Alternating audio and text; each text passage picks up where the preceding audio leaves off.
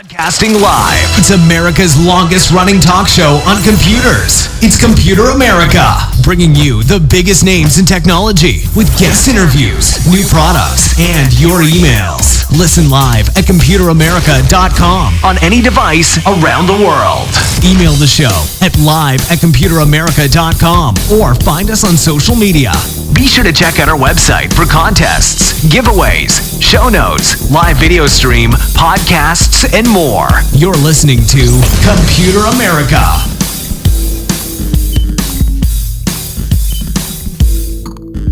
Hello and welcome into the Computer America Show. We are the nation's longest running, nationally syndicated radio talk show on computers and technology. Thank you for joining us. I'm your host, Ben Crossman, and I hope all of you had a great weekend. You came back fresh, and hey, happy October, everyone. This year has flown on by. Can't believe it already has.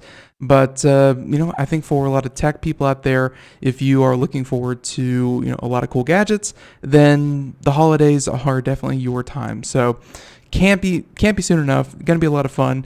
And speaking of fun, that's actually the topic for our first segment today. So just real quick, our first segment will be a company called AtGames. I believe we've had them on the show before. I remember a couple of their products, and and it was always a lot of fun. So looking forward to talking with them again. And and let's see. And so that's in the first segment. The second segment of the show will be computer and technology news, where we have a couple of big stories to break down, including, the Facebook hack, how 50 million people lost their login credentials, and how those are already being sold. Good warning. Just go ahead and change everything right now. Don't wait until you're compromised. You want to change that immediately. And let's see, Elon Musk was fined $20 million. That's a horrible, horrible day, and a lot more. So everyone stick around for that in the second part of the program. But before we get started today, let's go ahead and discuss computeramerica.com. That's where you'll find everything for today's show notes. That will include links to our guest website, any products that we talk about, any videos that we show, any articles, reviews, things like that. All of it will be available at one place at computeramerica.com, right there on the homepage for about the next 2 weeks. And then, of course, they're always archived for much, much later, but you have to go digging. Let's see. Also, be sure to check out the social media contest, which currently under maintenance. Logitech, of course, sponsors that, and we'll get with them, here shortly to get a new prize lined up. And let's see. And the last thing is the live video stream, which you can also find over at twitch.tv/Computer America. All right. All that being said, let's go ahead, jump into our interview. And as I said before, AtGames, they've been on the show before. And hey, if you are a huge fan of retro gaming, you really can't get much better than playing on hardware that actually runs the games natively, as opposed to some kind of emulator or things like that. I mean, these guys go through so much effort to, really make sure that everything plays just like you remember it. And that's a lot of work. So to tell us all about what they do, how they do it, and what's new this year is Miss Yada Khoongumjorn, and she is the licensing coordinator for AtGames. So Yada, thank you for joining us here on Computer America. Thank you for having me, Ben. Happy October. Happy October. And we got to change everything to fall colors. But in the meantime, like I said, the holidays are coming up, and this is for obviously, I was about to say this is for a niche audience, but a lot of the games that we're going to talk about today, and a lot of the consoles and things like that, they still resonate. They still play very well and things like that. So it's not just niche. I would think that a lot of people would find a lot of joy at what AtGames does. But let's go ahead and get some background on AtGames. When was it founded, and what was the mission? And give us some background on yourself. How did you find yourself working with the company? Of course. So AtGames has been around much longer than sometimes people realize. I think it's been almost 10 years now, and the mission statement has always been to bring the joy of simple retro gaming to as many American households as possible. And as the years have gone by, more and more retro games, licenses, IPs have been added. As you know, the Sega and Atari lines have been out there for a very long time, and very recently we've started adding a lot of other retro gaming publishers, such as the Activision, Capcom, Bandai Namco, and many other even smaller ones. And I joined the company just a few years ago to help acquire these licenses. So Yeah. it's actually kind of a straightforward story there. Yeah, no, and I guess we could start, kind of with your job title and why that's such a big undertaking, because a lot of these games, you look at them and, we're looking at the website right now and we're looking at all these titles. A lot of them are not that kind of graphically intensive. You'd think that you could just throw them onto a CD or stream them online or do something simple like that. But licenses, I guess they're still holding true. I mean, how many different companies are you kind of dealing with? Like, you'd think you're just dealing with, whatever the remnant of Atari is. Kind of walk us through the process of, acquiring, a new catalog or a new set of games from one of these companies. Is it strictly, here's $10,000, or, you don't have to put any numbers on it, but, here's X amount of money, thank you for the games? Or do they kind of set restrictions where, it has to be played on this kind of console, it can't be distributed this way? How complicated can licensing coordination be? It can definitely be very complicated, especially in recent years when more attention overall has been paid to retro gaming. So we not only deal with the larger companies that still have a presence today and that still produce games today. With those companies, it's pretty straightforward because they own the IPs, they love the IPs. We're talking about the legacy of their company here, the very beginnings of the very first video games that they made. So they tend to be, very protective of their IPs, and we work with them to make sure that we meet every single standard of quality, every standard of making sure that everything is legally in place. And then there's kind of a second category of licenses where we work with kind of smaller or lesser known IPs, or IPs owned by companies that no longer exist. And,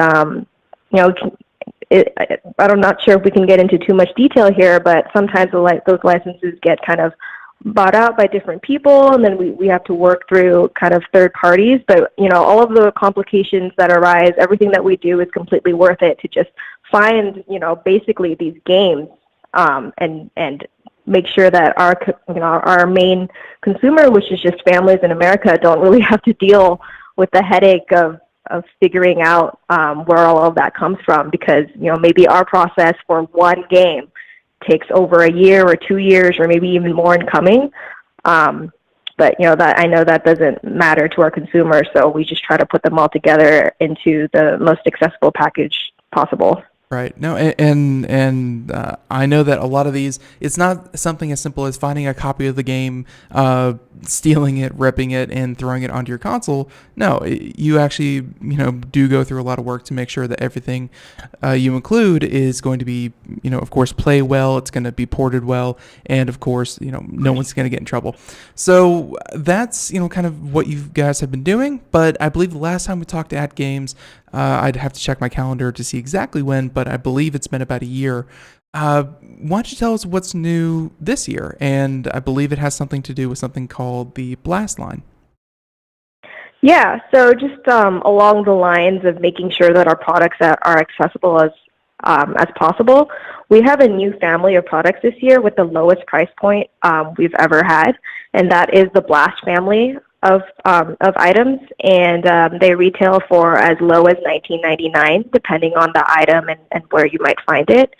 And the idea with this Blast line is we want something that's even more, makes even more sense to buy at the checkout line for somebody that you love for 1 or 2 games that you enjoyed, rather than committing to having one of our consoles, which could be great for certain types of people. Maybe you don't want to have that plugged in into your TV's 1 or 2 HDMI ports or something like that, and you just want something for that port that you always switch out. So it's just not that much of a commitment. Maybe you have you're interested in a console, but you're only interested in 5 of those games, and so you don't want to buy the whole thing. That's where the Blast line comes in. They have between 8 games to 20 games, and there's no filler in them. That's kind of the idea. It's fuss-free, it's filler-free. Because of that, the cost is much lower, and it's much easier to use. You just plug the dongle in, pick up the wireless controller, switch the controller on. It's already paired, and there you go, like 8 to 20 of your favorite games without having to, deal with anything else. That's very, very cool. And if you could, I think we see it here on our video screen, but for everyone listening on the radio, describe exactly what it is that you're buying when you pick up a flashback, the blast line. Describe the console, describe the controller. Of course. So, with each, depending on which blast item that you buy, they all come with the very same controller. And they all come with kind of a dongle, a stick that plugs into your TV's HDMI port.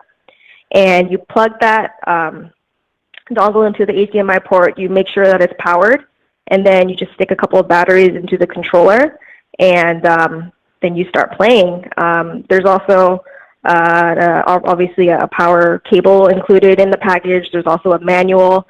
Some of the items, depending on if you buy it from an exclusive retailer, will have a keychain, and that's pretty much it. We just tried to strip it down and make it as bare bones and simple as possible. Now, when you say bare bones, obviously 8 to 20 games, that's going to be still a lot of games, obviously a lot of fun for $20, plenty of hours. How did you decide? Because I'm looking here, I'm seeing, let's see, 1, 2, 3, 4, 5, 6 available from this particular retailer. How did you decide which, how to group them together? And obviously, if you want a certain game, you're going to have to, buy that particular model. How did you group them together? Well, we grouped them together largely by publisher, with the exception of the, this isn't really an exception. There's one, I just want to call attention to one particular item that's kind of more unique, and that's the Atari Flashback Blast Volume 3. So that is all Atari games. However, the controller is not kind of the 6-button controller, but it's the paddle controller, which is, kind of the sister to the normal stick controller that most people kind of associate with retro gaming. So that's a special SKU that we have just at Walmart. So that's something where we wanted to highlight the paddle because, Pong is widely credited as the very first video game. And we figured it would be a fun way to highlight that, to include Pong on this item and also 19 other paddle games. Very, very cool. Yeah, and the paddles definitely do stand out compared to the others. The others would be, obviously the others look like a paddle, with the up, down, left, right, the 4 buttons on the side, or 6 buttons, I'm sorry. And yeah, I mean, obviously there's a lot of different to choose from, but you did kind of answer my next question, which was, where are you putting these? Are they available? Are they available through your store online? Obviously you just said Walmart, so, I'm sure there's plenty of those, especially in the US. Where are you selling them? So today is October 1st, which is actually our official launch date. So starting today and starting today and throughout the rest of the month, you'll find them, of course, at Walmart. You'll find them at basically all of the major retailers. Some of them will have all 6 items. Some of them will only have just a few of them. CVS has them. Almost every major retailer that you can think of, as well as some of the smaller chain stores such as Family Dollar and Dollar General, Meijer. Basically, anywhere that American families will typically go to buy other things, we try to provide a little joy to be included in their grocery shopping as well. Very, very cool. Now, let's talk about, and actually this, we have another question here, but, it kind of goes into the plug and play nature that you were describing. Would you recommend this for someone who, maybe travels? Obviously you can't pack up your Xbox, PlayStation, Nintendo, whatever. Would you recommend this for someone who travels? Yeah, it depends. If you really love, one of the collections that we've curated here, say you really love Pac-Man and those other Bandai Namco hits, or you were an Activision fan when you were younger, it's a great idea to pick one of these up. You can't play them, say, on the plane like you could with a portable, but it's much simpler to set up on, say, a hotel TV for like 30 minutes of unwinding at the end of a meeting or something like that than it would be to bring, obviously, a full-size console. Right. Yeah, and this is something that I have no idea if AtGames is actually working on, but I was thinking it would be, kind of cool if this thing would pair over, obviously Bluetooth, Wi-Fi, through a hotspot or something, but some way to make these, this blast pack, which, contains all the games inside of it and has the controller with it, and then just simply find a way to pair it with a smartphone or tablet to use as your screen and be able to play them on the go. Obviously, as I said, I have no idea what AtGames is working on, but that would be very, very cool.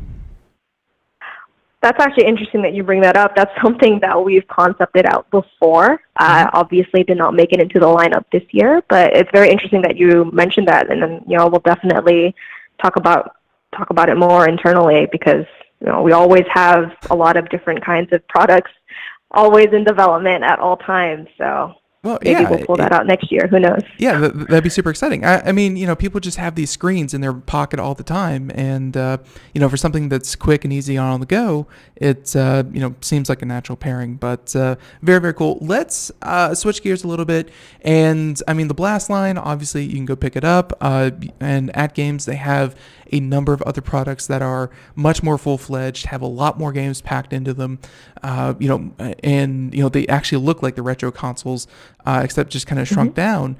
Now, retro gaming as a whole, what would you say to someone who maybe, I'd say someone like myself, I came in around, probably just after the golden era of retro gaming. Someone who didn't play video games in the 80s, early 90s, what would you say to them when you say, you should totally check out, Centipede? And it's like, why? I have Assassin's Creed. I mean, what would you, how would you entice people into, checking out older games? That's actually a great question because I actually fall into that category. I was born, my first consoles were really the Nintendo consoles, so I personally missed definitely the Ataris and the Segas as well. But I still find it very fulfilling and engaging to interact with these products and even to play some of these games because even though they're not as advanced as the games that obviously I'm used to playing now, it's as a lifelong gamer, it's meaningful to me to be able to celebrate the history of where the video games that I love so much came from, how they originated. Apart from that, there's also the fact that simple is not necessarily bad. For example, who hasn't played Tetris? Right. Tetris is timeless. Those mechanics are timeless, and they've been iterated on a million times. So it's really great to have one of the very first versions on our Legends console, which we haven't bought up yet, but I'll mention now. That one has one of the first versions of Tetris, and I remember playing that when I was younger. I remember my mom playing that. So it's just, as if you're a gamer, even if you're not super interested in dealing with these old school graphics, even if you didn't grow up in an arcade like many of our fans did, it's still a good exercise to interact with and just get a feel for where it all started. Right, and for sure. And by the way, everyone out there, just fun little tidbit, you guys are selling, obviously, copies of Tetris, and Tetris is the #1 best-selling game in history. So it's, there you go. Yeah, I mean, it really does show that these games, they're still with it. I'm sorry, they're still worth the money and time and investment, but in your experience, just kind of working with the company and, maybe going out to conventions and things like that, who would you say is kind of the primary target? Is it for, obviously people who lived it? Do kids nowadays, obviously, we talked about smartphones a second ago. They have a lot of computing power and a lot of flashy games, available at their fingertips. Are they so intrigued by, kind of where it all started?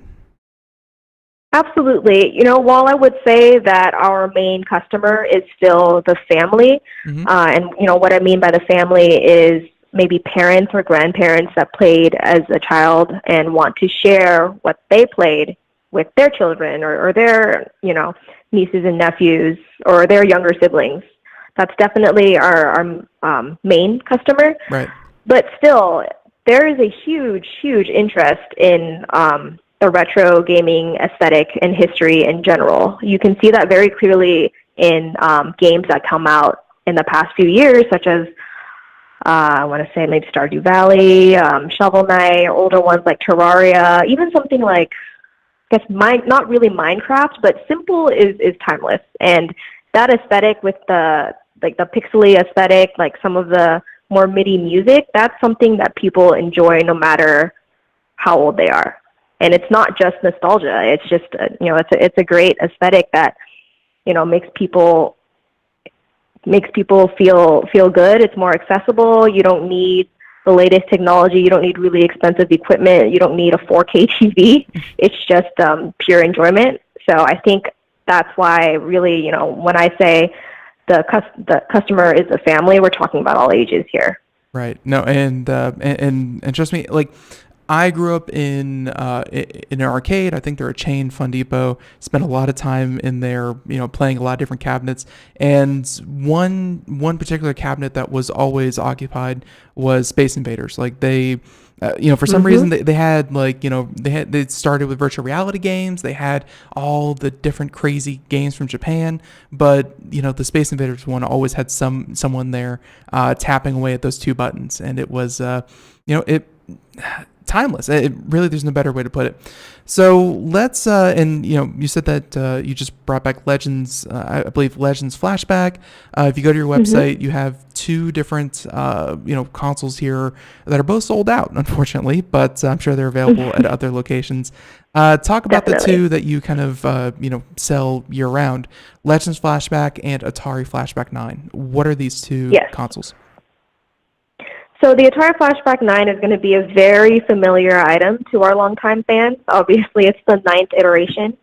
And this year's particular iteration has some new games on it, namely Burger Time, and it's also got brand new Konami games. And by new, I mean just games we haven't ever put on our systems before. And it has wired controllers, and it's just kind of this year's version of what's been a very beloved product, both from our customers and just internally. So if you enjoyed, the previous iterations of this product, then I'm positive that you would enjoy this one as well, just because of some of the goodies that we put in there. We've also improved the UI from last year because we definitely got some complaints about that, and we definitely listen to customer feedback. So I think that people who have kind of been on the fence about Atari Flashback 9, if they purchase it, they would definitely be pleased. As for the Legends Flashback, this was an interesting one. It definitely has some new IPs as well, like Tetris, as I mentioned, but it's also got some Capcom games on there, such as Street Fighter and Mega Man, and it also has some Bandai Namco favorites as well, not Pac-Man, but Mappy and Dig Dug, and which are barely second to Pac-Man in terms of name. And in terms of playability, Mappy was one of the few games where I was like, I've never heard of this before, but this is really fun.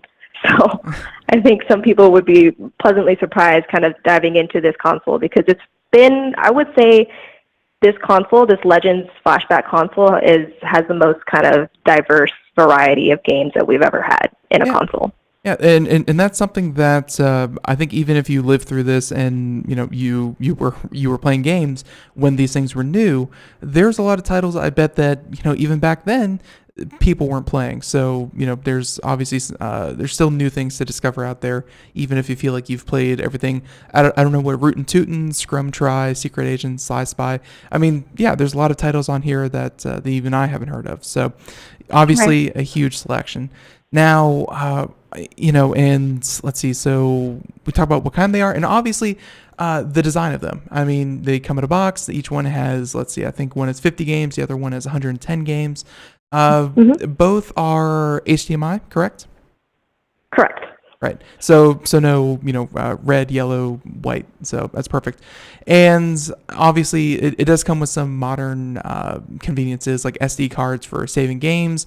Do you ever push out any kind of updates like, go to our website, verify your account and, here's another game? Or is this completely offline? Like, is there any online component to these? Yeah, actually, for the Legends console in particular, we do plan on releasing a fun little firmware update, and that'll be really easy for our customers to use. You just download the files from our website, put it on an SD card, put the SD card in your system, and then it will update automatically.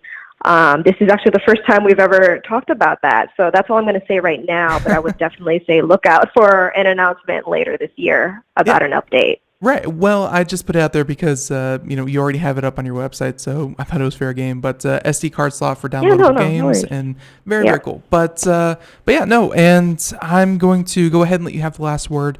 Actually, before we ask if people can find out more, but in the future, already I think I've kind of stumbled upon a couple things that you guys are working on, but I can tell year over year, AtGames is really passionate.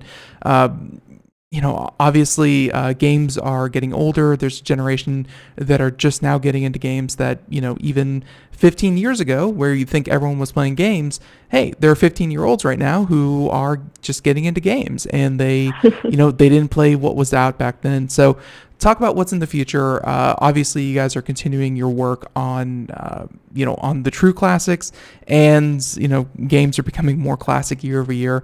What's in the future for AtGames? Yeah, so I think this is a good opportunity to talk a little bit about our philosophy in terms of what is a classic game, what is a retro game. Sure. Video gaming is never going to go away, right? But in 20 or 30 years, 40 years, something like that, I don't really think the PS4 games, for example, that we're playing now would be considered classic or retro. Classic or retro to us really refers to the history of video games, exactly, where it started. So in the 70s and 80s, all the way up to everything that came out on Genesis and other consoles in the early 90s. Mm-hmm. And, the reason I mentioned that is because our mission is really to make sure that history doesn't die, reaches as many families as possible year after year, and that's why our main aim is to be accessible. That's why we released this lower price point item this year, and that's really it. I mean, that's why we release things in different formats. We haven't announced it quite yet, but we also have new software coming out fairly soon that remasters. I think listeners may already be familiar with our Atari Flashback Classics Volume 1 and Volume 2. There is definitely a continuation of the series coming, and that's for people who, are maybe kind of interested in theory in the idea of retro gaming and the history of gaming, but they can't stand the graphics. So, we go ahead and work with other studios to remaster the graphics so that they look like they're from, 2018 and 2019. But still, the core of the idea is to keep that alive. Don't let the beginning of video gaming get lost as the years go by and the industry gets bigger and different names come in and more games come out, endless amounts of games come out. Like, don't forget where it all started, and that's what we're all about. That's a great mission statement, and unfortunately, and I'm sure as a licensing coordinator, that like you said way at the beginning, the people who hold these licenses are in a lot of cases the ones who actually produced them years and years ago, and they still love them. It's not like they don't like take any one of these titles. It's not like they don't like them anymore. It's just the industry continues to evolve, but you never forget kind of where you started. So obviously you guys put a lot of effort and a lot of work and a lot of passion into this, which is why we like talking to you guys on the show. So if people want to find out more about AtGames, where would be the best place to go? And please feel free to repeat if people want to pick up the Blast lineup. Sure, of course. So for more information, obviously we have our Flashback website, atgames.us, that has the consoles that we released this year. You can also go to blast.atgames.net for more information on the Blast items particularly, as well as links to which retailers to buy the Blast items at. Very, very nice. And everyone will include a link to that in the show notes. And Yada, music means that we're just about done. But I want to thank you for coming on, and looking forward to hearing from you guys soon. So thanks again. Yep, thank you for having us. Our pleasure. Have a great one. Bye-bye. And Me too. everyone else, be right back. More Computer America after this.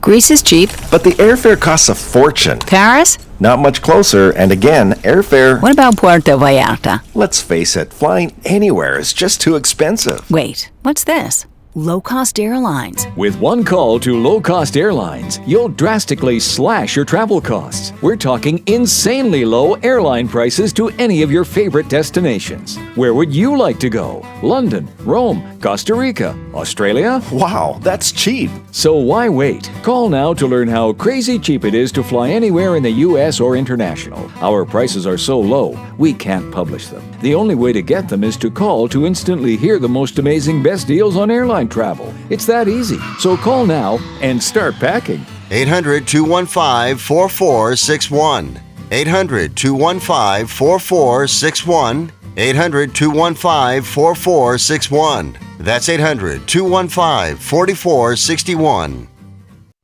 We are all Brother Wolf.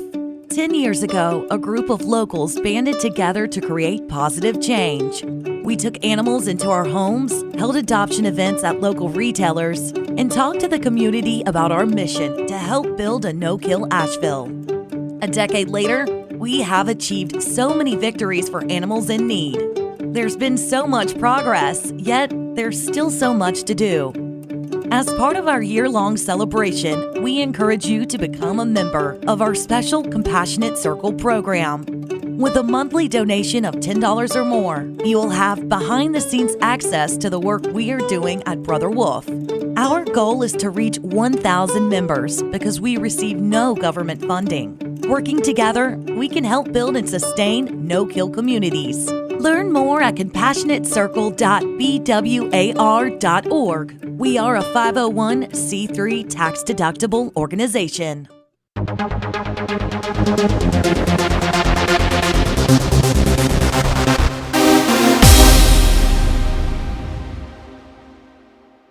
Hey, mute button. Always gets me. And welcome back to the Computer America Show. It is 32 minutes past the hour as we continue on here.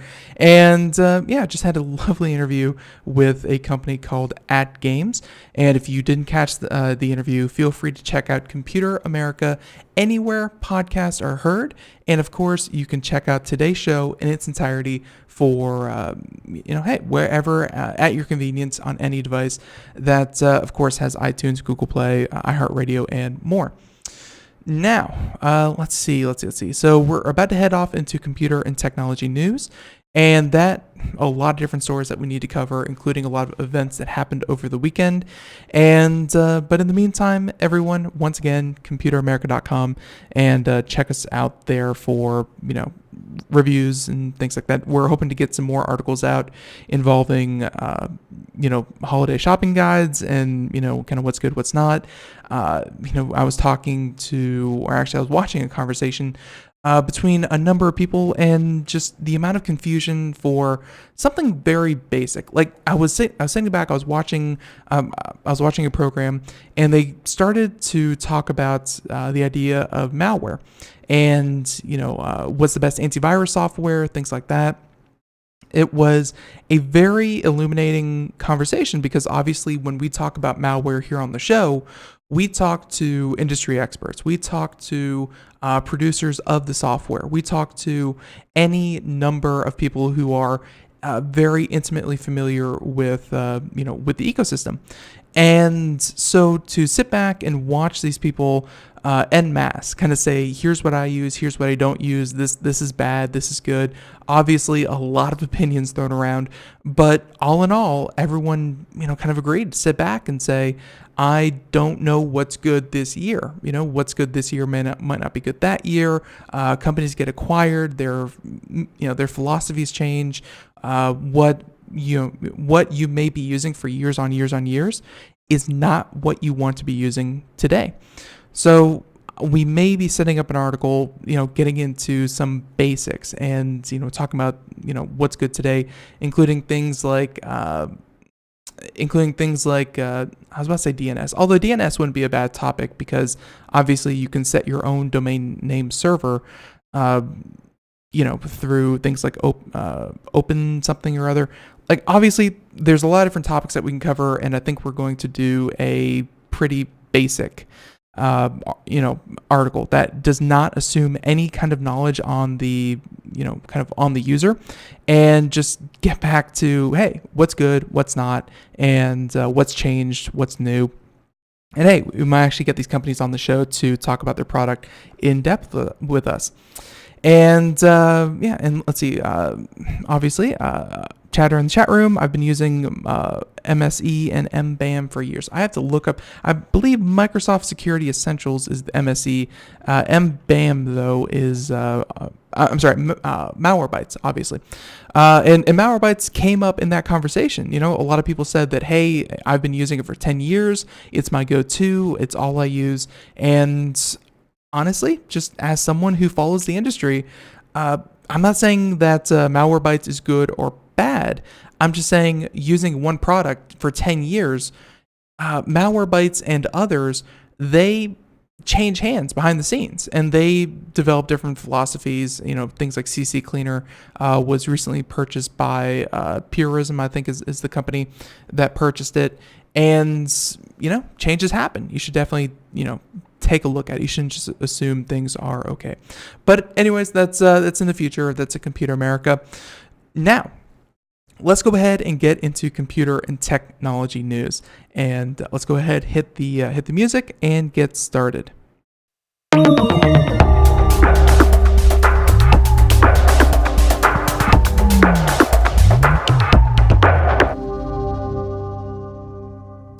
Now, let's see. A lot of different topics. Obviously, some big ones that we should definitely get into.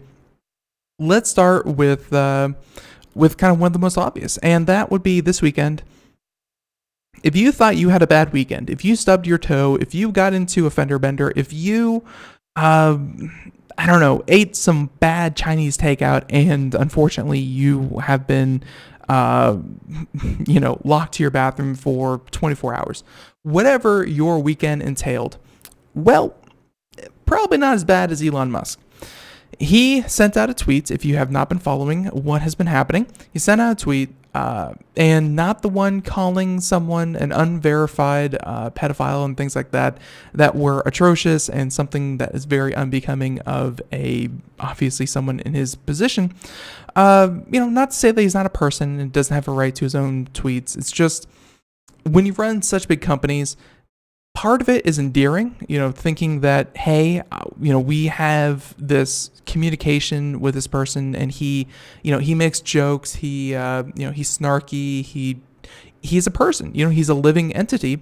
But there's a reason that so many corporate Twitter accounts, they only stick to the message. They don't deviate. They don't get into personal issues. They don't make accusations.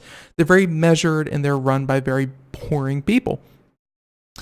And Elon Musk is learning that. So aside from those weird tweets that he's been sending out that I believe he kind of blamed on a mix of sleeping medication and alcohol, it was actually the one where he tweeted that funding was secured, quote unquote, and that he was actually, he was talking about he's going to take Tesla private. He's going to buy everyone's stocks for $420.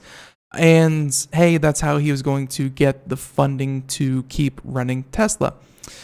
Now, for anyone out there, 420, not going to explain what that is, but obviously that is, a not so inside joke. 420 being, is what it is. And turns out that when you send a tweet out like that, maybe kind of tongue in cheek for you and your audience, but the Securities and Exchange Commission, Securities and Exchange Commission, they don't see it that way. They saw it as fraud because people were actually harmed in this tweet. And by harmed, I mean their investments. They can claim that they were, quote unquote, misled by the tweets from the CEO and chairman, Elon Musk at the time. People who, maybe were invested in Tesla were looking to sell the shares, or people who were not invested in Tesla were looking to buy the shares before the sale. Essentially, you are manipulating your stock price through, and that when you're the CEO, you can't exactly do that. Now, And obviously investors, both short and long, who lost as a result of Musk's tweets. Because when he tweets out something like funding secured, going private, names a particular stock price that is way above what the actual stock price is, he can't just say it was a joke, even though to a lot of people it was pretty clear it was. But he was fined $20 million, which is why I say, regardless of how your weekend turned out, I doubt that you made a pot joke which resulted in a $20 million fine or penalties. Yeah. And let's see a quote here at the commission: "The interests of ordinary investors are at the front of our minds, and in matters involving misconduct, we seek to serve those interests to the extent practicable. Okay, while also ensuring that we remediate and deter misconduct." So $20 million helps to rectify the situation, and a slap on the wrist, obviously, for Elon Musk, saying, "Hey, don't do that again." Now, they said that on top of the combined $40 million in penalties, Tesla will have to increase the independence of its board, adding 2 new directors not linked to Musk, and, of course, the other news, which I'm sure is buried somewhere in this article from Ars Technica, they said that, Elon Musk is no longer chairman of Tesla, but he is on the board of directors for Tesla, and he is still acting CEO of Tesla Motors. So very much a symbolic gesture. Elon obviously has a huge, has huge investments into Tesla. He is still on the board of directors, so he can still vote as he sees fit. He is simply not acting chairman. So $40 million in fines, a nice little slap on the wrist, as well as a symbolic gesture of no longer being chairman, and things continue to operate by and large the same.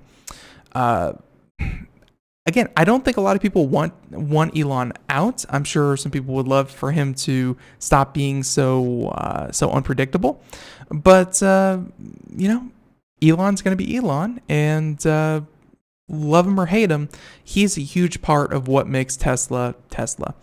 So I'm sure we'll talk about this on Wednesday with our guest. Let's see, Mike Cermak. There we go. I forgot his name for a second. I'm sure we'll talk about this Wednesday with Mike Cermak. But that happened this weekend. Pretty interesting. And let's see.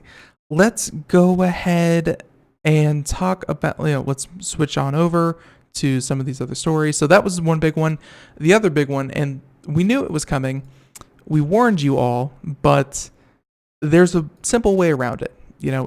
This is not the end-all be-all of privacy as we know it, but we knew it was coming. And I guess, I don't know if this is the first reported incident where this happened, but odds are it's not going to be the last. And we're talking about this article from Engadget. Mr. Steve Dent, where the FBI, the Federal Bureau of Investigation, has used, the title says forces suspect to unlock their iPhone 10 with Face ID, or for all you people who are saying it incorrectly, unlock their iPhone X with Face ID. That's right, the new feature that has been out for about a year now. I think Samsung also has it on their device.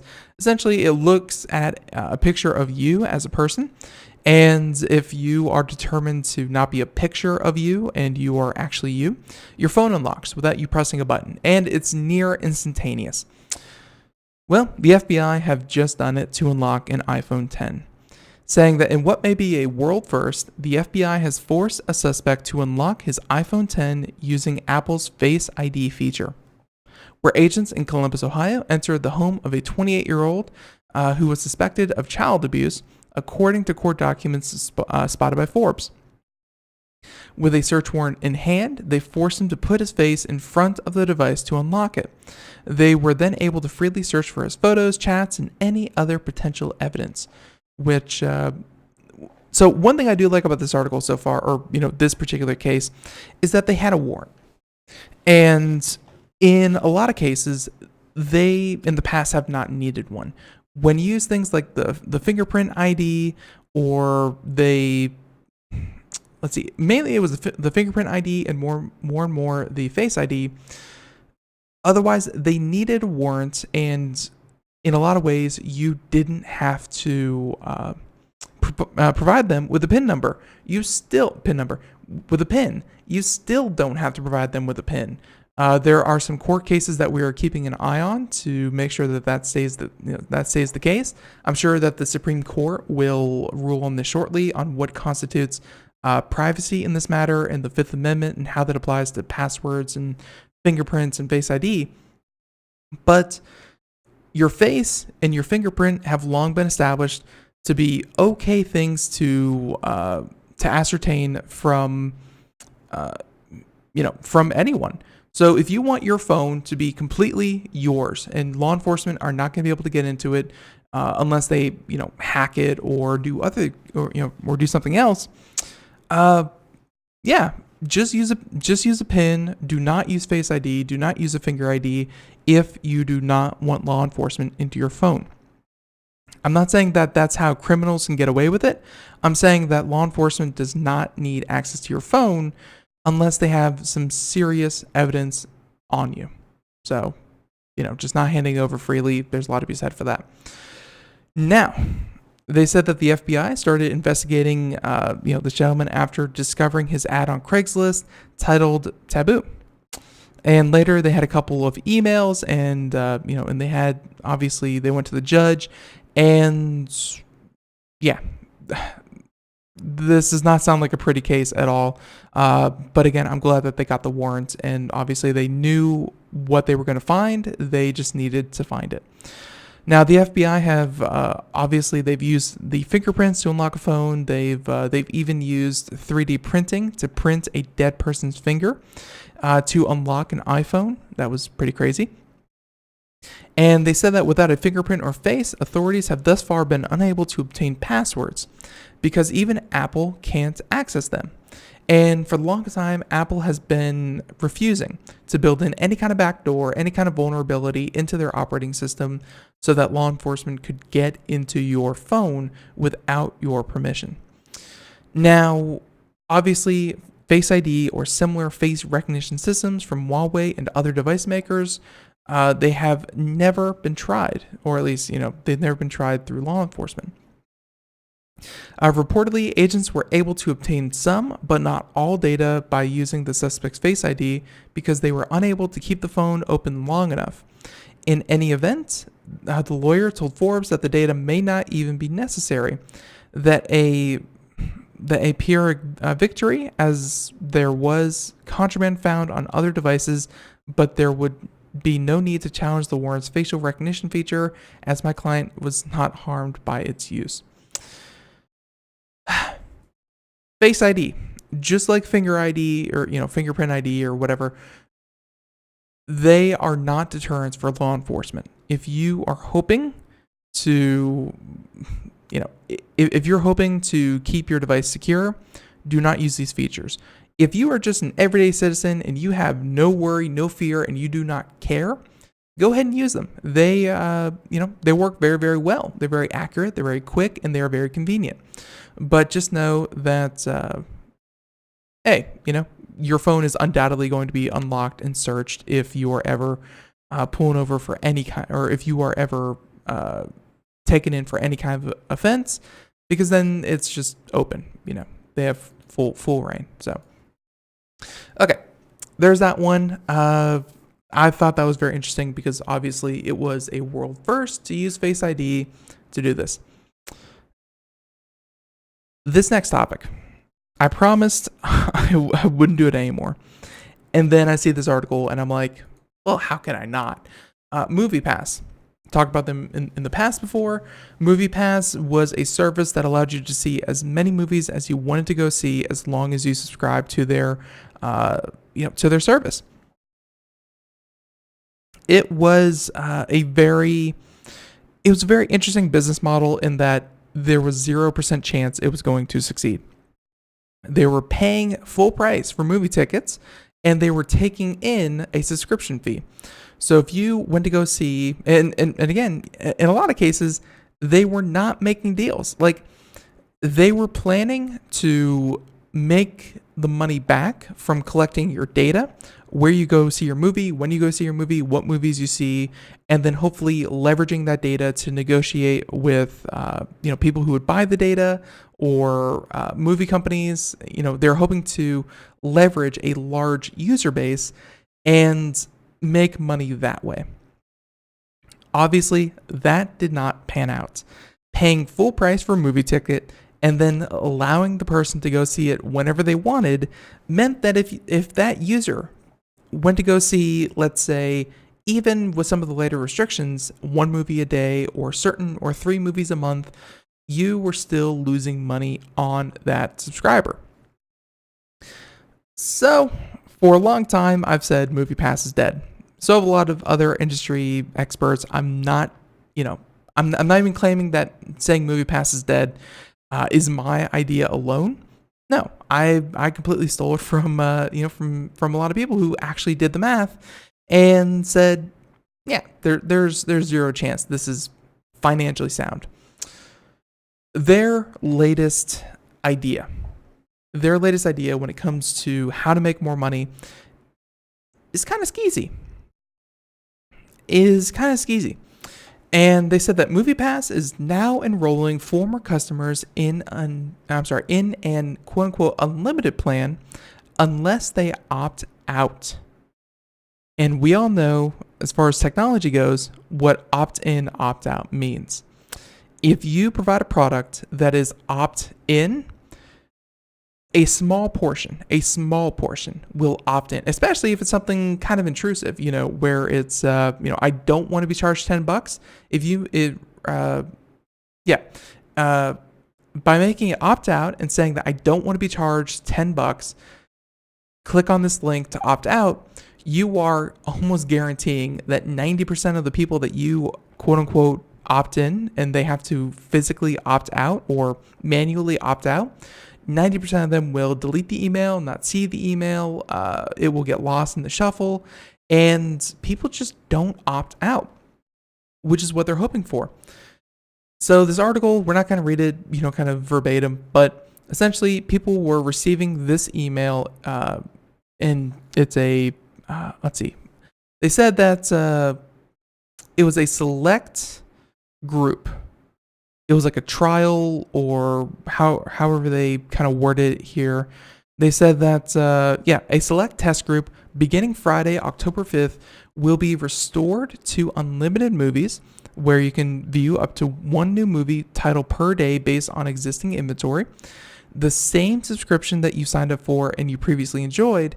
And hey, if you don't want this, you have to opt out by clicking on a link within the email that they send you, or else they're going to continue charging the card that they have on file that you maybe have deactivated or, turned off, whatever. They are going to start charging you again for $10 every single month until you catch it, until you notice. And by the way, why that's also kind of skeezy is that when they say based on existing inventory, if you go to the service let's see, this article was written yesterday.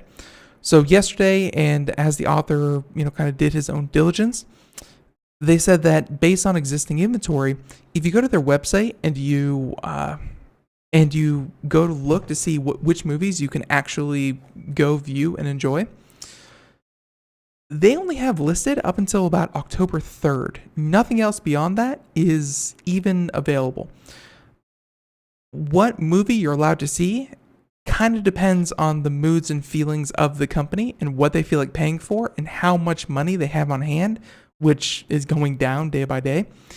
With only about 5 days worth of movies in advance, you don't know what you're paying for.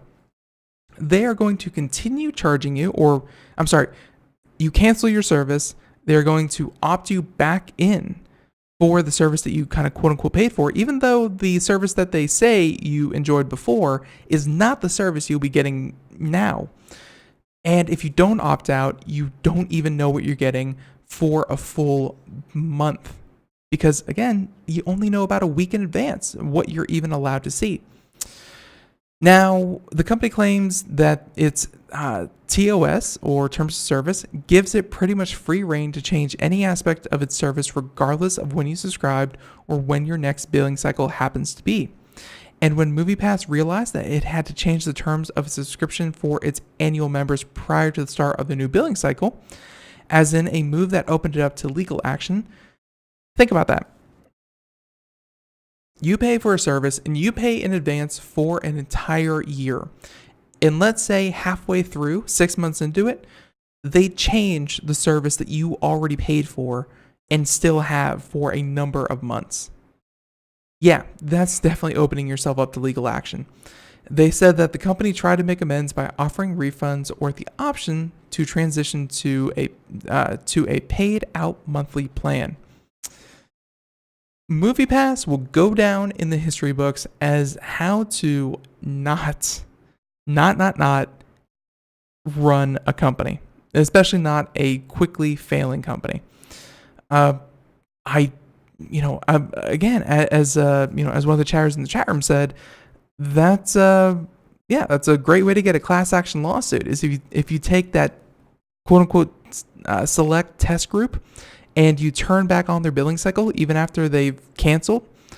That is incredible. Time and time again, it has been proven in court that terms of service do not give people permission to forego their lawful rights. You can write in your terms of service, I have full property. Like let's say you sign up to be a commenter at computeramerica.com, which it's whatever. But anyway, let's pretend that you sign up to be a commenter on computeramerica.com in the Computer America terms of service, which is completely not a thing. Because we don't ask for any kind of personal information. But if we put in the Computer America terms of service, we have complete ownership of your firstborn child. Even if your child is 35 years old and has a job of his own, that is now our child. And you forego any legal custody over your kids when you sign up to comment LOL on a Computer America post. Anything like that, anything that is forgoing basic consumer protections by the Federal Trade Commission, or anything that forgoes your right to arbitration or anything like that, they don't hold up in court whatsoever. A TOS is not really a binding legal document. It spells out, ways that they're going to use your data and, how you can, get in touch with the company and how they, kind of solve disputes and things like that. But it's not a legally binding document. So for MoviePass to say, well, it's right there in the terms of service, it's your fault if you didn't read it, and hey, we're allowed to do this, that doesn't hold up in court. I don't know who the lawyers are for MoviePass, but they might need better ones. And let's see. Yeah, there you go. MoviePass. I keep saying I'm done talking about MoviePass because as a company, they are so far they're so far removed from the service that they once tried to give that I would not recommend them. It's just I feel like if the Titanic were sinking in front of me, I wouldn't look, off to the right and say, wow, what a sight that wave is over there. Like, it's very interesting to see things catastrophically melt down like this. So, everyone, wow, that music really snuck up on me. Some of the topics that we did not get to that we might save for tomorrow, we'll see. But some of the topics that we didn't get to include a new Chromecast. This one with Bluetooth was just released unannounced at Best Buy. New net neutrality law in California, where the United States government has already sued to repeal it, as well as those road signs showing how fast you're going. Those are actually being used to monitor, track, and essentially spy on your car. So, hey, and also we didn't get to the Facebook hack as well. 50 million people. Don't risk it. Please, if you have Facebook, change your password. Use two-factor authentication. Do everything to protect yourself. Do not wait for Facebook to tell you which accounts were compromised. Just do it. Everyone, Thank you so much for tuning into Computer America. I want to thank AtGames for being our guest today, and we look forward to talking with them in the future. And everyone else, chatters, everyone else, Rob, Fort, everyone, thank you so much for joining us here on Computer America, and catch you here later. Everyone, Monday through Friday, 4 p.m. to 5 p.m. Eastern, on IRN, podcasts, YouTube, any way you watch us. Thank you so much. Have a great one.